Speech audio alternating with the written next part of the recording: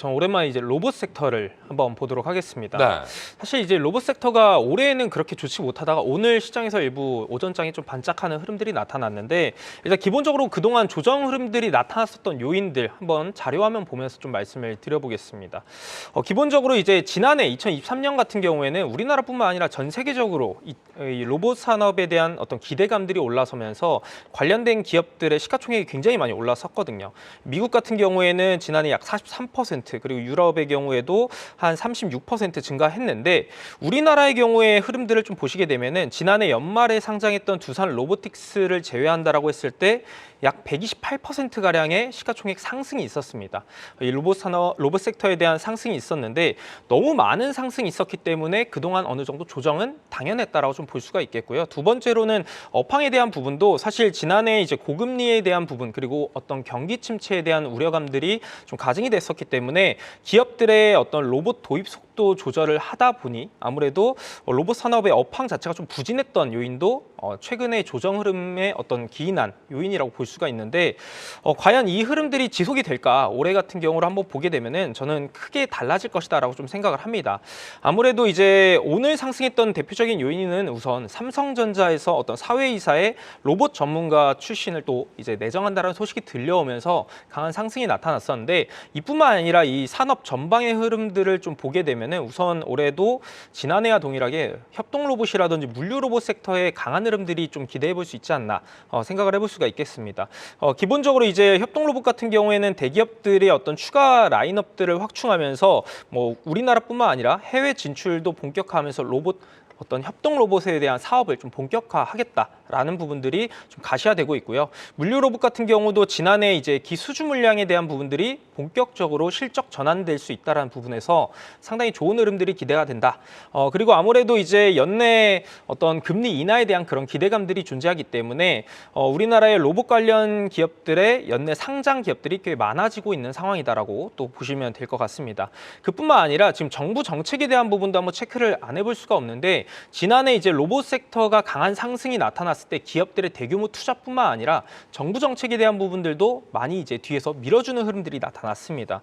그래서 올해 같은 경우도 한번 보시게 되면은 제 4차 지능형 로봇 기본 계획부터 8대 핵심 기술 로드맵, 그리고 올해 이제 로봇 R&D 예산 증액에 대한 부분들 전체적으로 올해 화면에 나와 있는 그런 이제 내용들을 보시게 되면은 정부 정책에 대한 부분들은 올해 이 로봇 섹터에 대한 어떤 기대감들을 더 끌어올려줄 수 있는 요인으로 모멘텀으로 작용할 수 있다라고 보시면 되겠고요. 마지막으로 이제 최근에 어떤 HBM이라든지 AI 관련 온디바이스 AI 이런 것들이 굉장히 많은 상승들이 나타나는데, 로봇 산업에도 마찬가지로 이런 AI 활용에 대한 어떤 솔루션이라든지 우측에 보이는 이 휴머노이드 이런 로봇에 대한 어떤 업데이트에 대한 부분들도 지속적으로 좀 어떤 시장의 이 로봇 섹터에 대한 주가 상승의 기대감들 어떤 촉매제 역할을 해줄 수가 있다라는 측면에서 사실 오늘 단순한 어떤 이슈만으로 올랐다라기보다는 이제 그동안 조정 국면을 좀 많이 마무리하면서 다시 한번 우리가 어떤 연내 금리 인하 이후에 본격적인 다시 재상승을 좀 기대해 볼 수 있는 섹터 중에 하나다라고 보시면 될 것 같습니다. 네, 이렇게 해서 새 파트너와 함께 섹터 이야기 나눠봤습니다. 정리해서 보도록 하겠습니다. 자, 먼저 송재호 파트너는 2차 전지 관련해서, 김용덕 파트너는 반도체를, 이태우 파트너는 로봇 섹터를 살펴주셨네요. 자, 이어서 종목 하이라이트도 확인하겠습니다. 대한민국 주식시장을 움직인 베스트 종목들을 소개하는 시간, 투데이 종목 하이라이트. 시총 2천억 이상 종목 가운데 오늘 외인과 기관의 합산 순매수가 가장 높았던 종목들 순위로 만나볼 텐데요. 그럼 오늘 우리 시장을 움직인 베스트 종목들 지금 바로 공개합니다. 먼저 10위 보겠습니다. 오늘 더존비조온의 자회사가 운영자금 조달을 위해 300억 원 규모의 유상증자를 결정했습니다.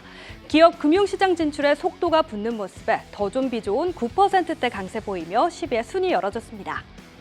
이어서 초전도체 관련 물질 실험 결과 발표가 다음 달로 다가온 가운데 관련주가 또다시 들썩이고 있는데요. 초전도체를 개발했다고 주장하고 있는 퀸텀 에너지 연구소에 투자한 것으로 알려진 신성 델타테크, 상한가를 기록하며 3위에 자리했습니다. 다음으로 방산업계가 한국산 무기 추가 수출을 위해 한국수출입은행법 개정이 필요하다고 입을 모으고 있죠. 따라 국회에서는 수은법 개정 논의가 진행 중인데요. 이 소식이 전해지면서 수혜로 꼽히는 한화 에어로스페이스가 이틀째 상승세 이어가며 6위를 기록했습니다. 마지막으로 대망의 1위는 2차 전지 대장주인 에코프로 BM이 차지했습니다. 네, 이렇게 오늘 우리 시장을 움직인 외인과 기관의 합산 순매수 탑10 확인해 봤는데요. 그럼 이 중에서 파트너들은 어떤 종목으로 전략을 세워주실지 계속해서 만나보시죠. 네, 송재호 파트너는 어떤 종목 살펴주시겠습니까? 네, 포스코 PCM이라는 종목을 이제 살펴보도록 하겠습니다. 네. 네, 아까 초반에 말씀드린 대로 지금 2차전지 쪽은 이제 탈중국화가 중요하다고 그랬습니다. 그러니까 최근에 엔캠이라도 에코엠 드림이 이 탈중국화 연결돼 있다 보니까 이제 주목을 받는 거거든요. 앞으로 흐름에서 마찬가지로 포스코 PCM이 제일 그 특징적으로 잘할 수 있는 게 뭡니까? 네, 우리가 포스코 홀딩스를 통해서 우리가 강산을 확보하고 있죠. 우리가 양극재의 핵심은 결국은 전구체하고 리튬인데요. 네, 전구체는 니켈, 우리가 NCM, 코발트, 망간으로 연결돼 있거든요. 가장 많이 들어가는 게 니켈하고 리튬입니다. 그러면 이 부분을 이제 포스코 홀딩스를 통해서 강산을 확보하면서 정제해서 연결되기 때문에 가장 어떻게 보면 탈중국화의 핵심적인 기업이라 되겠고요. 아까 초반에 제가 양극재 수출이 회복되고 있다고 말씀드렸거든요. 그래서 올해 그래도 양극재 부분에서 50% 정도 회복이 이루어질 걸 보고 있고 올해 출하하는 쪽에 고객사를 보게 되면은 이제 GM10자 미국에서 공장이 가동되기 때문에 거기에 LG 엔솔 쪽으로 계속 공급이 이루어지고 있습니다. 그리고 현대차하고 LG 엔솔 인도네시아 쪽 공장 관련해서 공급이 이루어지고요. 또 삼성 SDI 쪽으로도 공급이 올해 연결되기 때문에 이런 부분에서 이제 포스코 퓨처엠 아직은 이제 행보하는 모습을 보이고 있습니다. 이제 저는 2차전지 쪽은 이제 대형주 안에서 양극재는 좀 파동을 타면서 수렴하고 나서 수렴 과정 이후에 큰 흐름들이 이어질 걸 보고 있는데요. 네, 이런 관점에서 이제 포스코 퓨처엠은 이제 바닥에서 왔다 갔다 흐름도 이어지고 있어서 공부를 해놓으신다면 좋을 것 같고요. 준비된 PPT 내용 가지고 간단하게 전략 다시 정리해드리겠습니다. 네, 결국은 이제 포스코 퓨처엠 같은 경우는 보시면은 대표적 양극재 쪽이 핵심 기업이죠. 네, 음극재도 하고 있습니다. 음극재는 실적은 이제 이익을 많이 내는 것이 아니고 아직은 그래서 양극재에서 이제 우리가 아까 말씀드린 대로 전구체하고 핵심 되어 있죠. 이 바로 전구체가 NCM 에코엠 드림이 이 전구체 쪽으로 연결되면서 주목받았거든요. 대부분 이제 중국에서 수입하고 있습니다. 90%인데 이번에 보조금 미국의 보조금 받으려면은 이 부분들을 이제 현지 생산하거나 여기에 연결되어 있는 우리나라 기업들하고 연결되어 있는 FDA에 체결되어 있는 관련된 기업에서 공급받아서 만들어져야 되거든요. 그래서 전구체하고 아까 말씀드린 리튬을 열처리하고 양극재가 만들어지기 때문에 핵심적으로 이 강산을 확보하고 있는 점이 상당히 이 회사에서 가장 강점이라는 점이 여기에 나오고 있고 그래서 내년부터 이제 반영되기 때문에 중요하게 좀 포스코 퓨처엠이 향후의 흐름에서 수혜가 될 것 같습니다. 미국에서 지금 보면 어떻습니까? 지금 배터리 소재 기업들이 합종 연행하고 있거든요. 대표적으로 LG 엔솔의 양극재를 공급했던 회사가 바로 LNF인데 LG 화학이 25조 원의 수주 받았던 것처럼 그만큼 물량이 많이 지금 필요하다는 걸 알 수 있습니다. 그래서 이 LG 엔솔이 보면 어떻습니까? 양극재 쪽으로 한 해 동안만 100조 원이 넘는 어떤 물량들이 공급이 이루어집니다. 그러니까 LG화학이라든지 LNF, 포스코 퓨처엠 같은 경우 물량들이 계속 확대될 것 같고요. 최근에 코스모 신소재도 올라오고 있잖아요. 그러니까 너무 많기 때문에 이렇게 합종 연행하면서 물량이 증가하고 있다고 보시면 되겠습니다. SK온도 그렇고요. 삼성 SDI도 마찬가지로 최근에 포스코 퓨처엠이 이제 침투하고 있기 때문에 이런 부분을 봤을 때는 계속 합종 연행하는 흐름들이 이 탈중국화에 연결됐기 때문에 포스코 퓨처엠을 좀 관심 있게 보시면 좋을 것 같습니다. 네, 알겠습니다. 자, 이어서 김영덕 파트너 어떤 종목 좀 봐주시겠습니까? SK텔레콤을 좀 보도록 하겠습니다. 네. 우선 SK텔레콤 같은 경우에 오늘 외국인과 귀국인 투자자가 굉장히 좀 많은 매수세를 해주면서 주가가 사실상 52주 신고가를 또 갱신해주는 그런 흐름까지도 좀 나타났습니다. 뭐 다들 아시는 뭐 종목이겠습니다만 우리나라 뭐 휴대폰 시장에서 압도적인 뭐 1위 지위를 가지고 있고, 그다음에 통신 시장 전체 범위에서는 이제 KT에 이어서 2위 가입자를 좀 가지고 있는 그런 이제 업체라고 볼 수가 있겠는데, SK텔레콤의 어떤 하나를 놓고 보기보다는 SK그룹주의 전방위적인 움직임이 지금 좋아지고 있다라는 식으로 좀 해석을 하는 게 맞지 않나 개인적으로는 좀 생각을 하고 있는데요.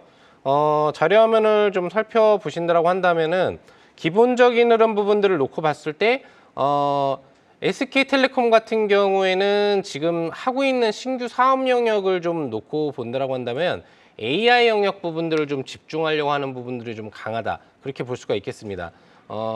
실질적으로 그러한 부분들에 대한 서비스를 하기 위해서 대규모 그 중소형 그 핵심 원천 기술 보유하고 있는 AI 관련 기업들에 대한 투자 부분들을 좀 들어가고 있고, 뭐 대표적으로는 여러분들이 뭐 로봇 영역 부분들을 좀 놓고 본다면은 뭐 레인보우 로보틱스라는 부분들을 알 수가 있겠고, 그다음에 AI 영역 부분들을 좀 놓고 본다라고 한다면은 이제 페르소나 AI라는 업체 부분에 대한 대량 투자를 통해서 협업 부분들을 지금 해가고 있는데, 이와 관련된 부분에 있어서 창출하려고 하는 부분들이 뭐냐면, 지금은 키오스크라든지 기본적으로 어떤 움직이는 그 식당 같은 데 있는 로봇 같은 경우가 전체적인 흐름 부분에서는 키오스크는 직접 누르는 부분만 되지 서로 사람과 대화를 하는 부분들이 되지는 않아요. 일반적으로 이제 로봇 같은 경우에는 약간의 어떤 대화는 간단하게는 지금 되는 부분들이 있는데, 보통 이제 자기가 혼자 말을 하고 우리가 이제 버튼을 눌러주면 다시 이제 회귀를 한다라든지, 그러면 휴게소 식당이나 이런 데서 아마 보셨을 텐데 그런 형식일 텐데, 이런 부분들을 직접적으로 이 이제 페르소나 AI 기술력과 또 SK텔레콤 엔터프라이즈의 기술력을 서로 합쳐서 관련돼서 서로 대화가 통하게 하는 그러한 사업 영역으로 지금 관련 영역에 대한 부분들을 좀 더 확대시키고 있다는 부분이 굉장히 좀 중요한 게 아닌가 생각해 볼 수 있겠고요. 그 다음으로는 이제 밸류업 프로그램을 또 얘기는 안 할 수가 없겠는데, 이와 관련돼서 SK텔레콤뿐만 아니라 SK그룹주가 동방위적으로 관련 사업 부분들을 진행을 하고 있죠. 기본적인 뭐 SK이노베이션이라든지 SK네트워크는 배당금 인상과 자사주 소각에 대한 흐름 부분들을 진행을 하고 있고, 또 우리가 지금 알아보고 있는 SK텔레콤 같은 경우에는 전년 대비 배당금을 6.6%나 높이면서 3,540원씩 주주 환원 정책 부분들을 가지고 있죠. 이런 흐름 부분들을 진행하면서 전체적으로 주가에 대한 기대 가치를 높여주고, 관련된 부분에서 해서 주가의 부양 기대 가치를 좀 높이고 있다라고 좀 볼 수가 있는 거고요. 그다음에 여러분들 잘 아시겠지만, SK텔레콤 쓰시는 분들 아시겠지만, 기본적으로 이제 뭐 에어팟이라고 하는 관련된 서비스를 지금 본격적으로 진행하면서 AI 서비스를 확장하고 있는 것을 볼 수가 있겠습니다. 주가는 이제 신고가를 갱신하면서 올라가고 있는데요. 일봉상으로는 상당히 높아 보이지만 주봉이나 월봉상으로 본다면 굉장히 저점에서 직전 고점을 돌파하는 적정 상승력이 나오고 있는 분위기거든요. 그래서 앞으로 SK텔레콤 주가 굉장히 무거운 종목으로 알려져 있었지만 다시 한번 직전 최대 고점 돌파도 한번 기대해 볼 수 있는 그런 종목으로 거듭날 수 있지 않을까 생각해 볼 수 있겠습니다. 네, 이어서 이태우 파트너 어떤 종목 좀 봐주시겠습니까? 네, 저는 하나 에어로스페이스를 한번 체크를 해보도록 하겠습니다. 네. 사실 올해 이제 우리가 투자할 수 있는 어떤 유망한 섹터를 선정하기 위해서 여러 가지 방법들이 있는데, 지금과 같이 어떤 저 PBR 같이 이런 저평가되어 있는, 그리고 ROE에 대한 개선 여부가 있는 그런 기업들을 선정할 수도 있고요. 성장형 어떤 섹터 중에서는 올해 어떤 턴어라운드가 이어진다거나, 또는 올해 지난해에 이어서 올해까지도 성장세가, 매출에 대한 성장세가 이어진다라고 하면은 충분히 투자할 수 있는 유망한 섹터다라고 보실 수가 있습니다. 대표적으로 하나 에어로스페이스가 속해 있는 이 우주 산업 같은 경우, 또는 이 방위 산업 같은 경우도 제가 앞서 말씀드렸던 그런 부분에 좀 포함이 되는 업종 중에 하나다라고 보시면 될 것 같습니다. 한번 이 실적에 대한 부분들을 화면을 보면서 좀 말씀을 드려보도록 하면요. 기본적으로 이제 이번 4분기 실적들이 발표가 됐죠. 지난 2023년 4분기 실적이 3조 6천억, 그리고 매출액 영업이익 자체가 2,755억 정도 발표가 됐는데, 각각 이제 전년 대비했을 때 66% 그리고 107% 가량 상승한 어떤 그런 수치가 발표가 됐습니다. 근데 연간 실적을 또 보시게 되면은 올해 예상되는 실적 자체가 이제 지난해 9조 3천억에서 올해는 이제 10조 원을 돌파할 것으로 전망이 되고 있고, 영업이익 자체도 지난해 7천억에서 올해는 8천억 이상의 그런 영업이익을 좀 기대해 볼 수 있는 상황인데, 아무래도 이제 이런 그 방위 산업에 대한 부분들의 매출이 실적 기인에 가장 크게 좀 기여할 수 있다라고 보시면 되겠습니다. 사실 지난해 이런 실적들이 잘 나왔던 요인들은 어떤 폴란드의 K9 자주포라든지 천무가 천무에 대한 그런 매출 부분들이 대거 반영이 됐는데 2024년도에도 방산 부분에서 폴란드에 대한 수출은 지속이 될 것이다라고 좀 보시면 될 것 같고요. 그 외에 이제 호주라든지 이집트에도 장기적으로 이런 부분들이 추가 수주에 대한 부분을 기대해 볼 수 있지 않나라고 보시면 될 것 같습니다. 이제 오늘 이제 상승했던 요인들 중에서 대표적으로 이 수은법 개정에 대한 부분들 기대감에 의해서 좀 어느 정도 수급들이 몰려왔다라고 좀 보시면 될 것 같은데 기본적으로 이 수은법 개정의 주요 골자 같은 경우는 지금 현재 정책지원금 자본금 한도를 현행 15조 원에서 이제 30조 원으로 좀 늘리겠다라는 게 골자입니다. 그렇게 된다라고 했을 때 이 폴란드에 대한 어떤 수주 물량 자체를 좀 더 안정적으로 더 많은 물량들을 챙겨올 수가 있기 때문에 이 하나 에어로스페이스뿐만 아니라 이 방위 산업에 속해 있는 업종들 그런 업종들은 대표적으로 올해 실적에 대한 그런 어떤 기대감들을 지속적으로 우리가 판단할 수 있지 않을까 생각을 해볼 수 있겠습니다.